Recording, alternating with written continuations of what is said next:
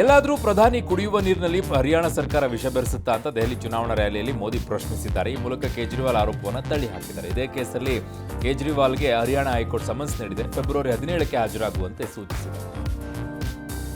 ಕರ್ನಾಟಕ ಮಾದರಿಯಲ್ಲೇ ದೆಹಲಿ ಚುನಾವಣೆಗೂ ಕಾಂಗ್ರೆಸ್ ಪಂಚ ಗ್ಯಾರಂಟಿಯನ್ನು ಪ್ರಕಟ ಮಾಡಿದೆ. ಎಲ್ಲರಿಗೂ 25 ಲಕ್ಷ ಮೊತ್ತದ ಆರೋಗ್ಯ ವಿಮೆ, ಮಹಿಳೆಯರಿಗೆ ಪ್ರತಿ ತಿಂಗಳು 2,500, 300 ಯೂನಿಟ್ ಉಚಿತ ವಿದ್ಯುತ್, 500 ರೂಪಾಯಿಗೆ ಗ್ಯಾಸ್ ಸಿಲಿಂಡರ್, ಉಚಿತ ರೇಷನ್ ಕಿಟ್, ಹೀಗೆ ಭರವಸೆಗಳ ಸುರಿಮಳೆ. ಸರಣಿ ಎನ್ಕೌಂಟರ್ ನಡುವೆ ಛತ್ತೀಸ್ಗಢದಲ್ಲಿ ಒಂದು ಮಹತ್ವದ ಬೆಳವಣಿಗೆ ಆಗಿದೆ. ಏನು? 7 ಮಹಿಳೆಯರು ಸೇರಿ 29 ನಕ್ಸಲರು ಸರ್ಕಾರದ ಮುಂದೆ ಶರಣಾಗ್ಬಿಟ್ಟಿದ್ದಾರೆ. ಭವಿಷ್ಯದಲ್ಲಿ ಜನಸಾಮಾನ್ಯ ರೀತಿ ಜೀವನ ನಡೆಸ್ತೀವಿ ಅನ್ನೋದನ್ನ ಹೇಳ್ಕೊಂಡಿದ್ದಾರೆ.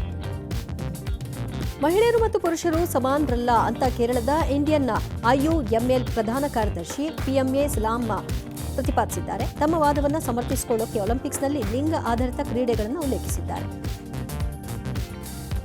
ಉತ್ತರ ಕನ್ನಡ ಜಿಲ್ಲೆಯ ಬಾಳೆಗುಳಿ ಕ್ರಾಸ್ನ ನಿರ್ಜನ ಪ್ರದೇಶದಲ್ಲಿ ಒಂದು ಕಾರ್ ನಿಲ್ಲಿಸಿದ್ರಂತೆ. ಅದನ್ನು ಹೋಗಿ ಚೆಕ್ ಮಾಡಿದ್ದಾರೆ. ಅದರಲ್ಲಿ 1,14,00,000 ರೂಪಾಯಿ ಕ್ಯಾಶ್ ಇತ್ತಂತೆ. ಅಪ್ಪ, ಮಂಗಳೂರಿನ ಕಾರ್ ಮಾಲೀಕ ರಾಜೇಶ್ ಪವಾರ್ ಯಾರ ಸಂಪರ್ಕಕ್ಕೂ ಸಿಗ್ತಾ ಇಲ್ವಂತೆ. ಪೊಲೀಸರು ತನಿಖೆ ನಡೆಸಿದ್ದಾರೆ. ಈಗ ರಹಸ್ಯ ಬೆಳೆಸೋಕೆ ಮುಂದಾಗಿದ್ದಾರೆ. ಬೇರೆ ಯಾರಿಗೂ ಸಿಕ್ಕಿದ್ರೆ ಏನು ಕಥೆ ಇದೆ?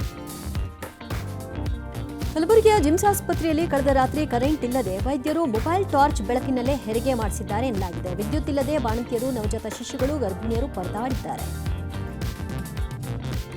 ಸೌದಿ ಅರೇಬಿಯಾದ ಜಿಜಾನ್ ಬಳಿ ಭೀಕರ ರಸ್ತೆ ಅಪಘಾತ ಸಂಭವಿಸಿದೆ. 15 ಮಂದಿ ಮೃತಪಟ್ಟಿದ್ದು, ಈ ಪೈಕಿ 9 ಮಂದಿ ಭಾರತೀಯರಾಗಿದ್ದಾರೆ. ಕಾರ್ಮಿಕರನ್ನ ಕೆಲಸದ ಸ್ಥಳಕ್ಕೆ ಕರೆದೊಯ್ತಾ ಇದ್ದ ಬಸ್ ಇನ್ನೊಂದು ವಾಹನಕ್ಕೆ ಡಿಕ್ಕಿ ಹೊಡೆದು ದುರಂತ ಸಂಭವಿಸಿದೆ.